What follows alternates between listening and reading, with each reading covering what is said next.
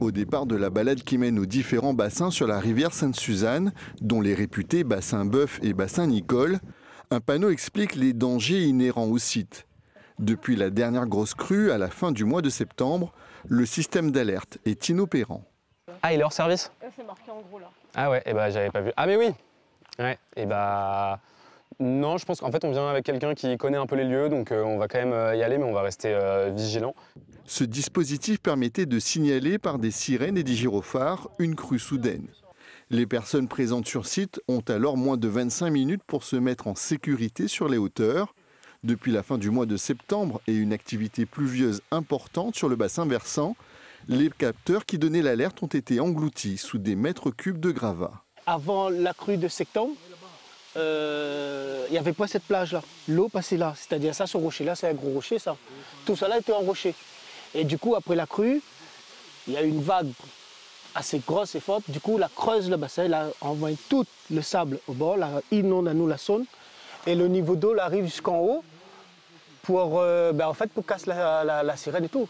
De retour au départ du sentier, c'est ce dispositif qui collecte toutes les données envoyées par les différents capteurs et sondes pour ensuite avertir les autorités.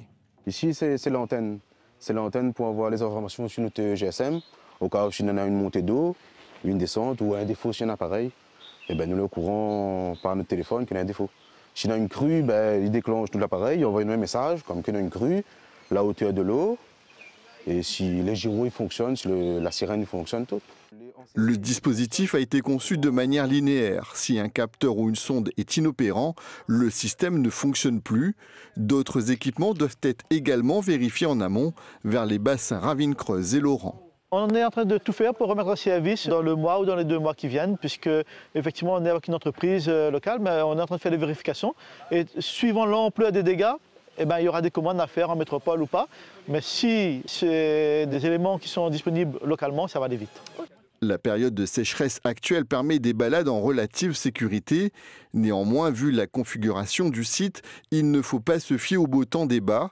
Une pluie soutenue et soudaine dans les hauts peut faire monter très vite le niveau de l'eau et engendrer des drames, comme en février 2012, où 4 personnes, dont 3 adolescentes, avaient perdu la vie.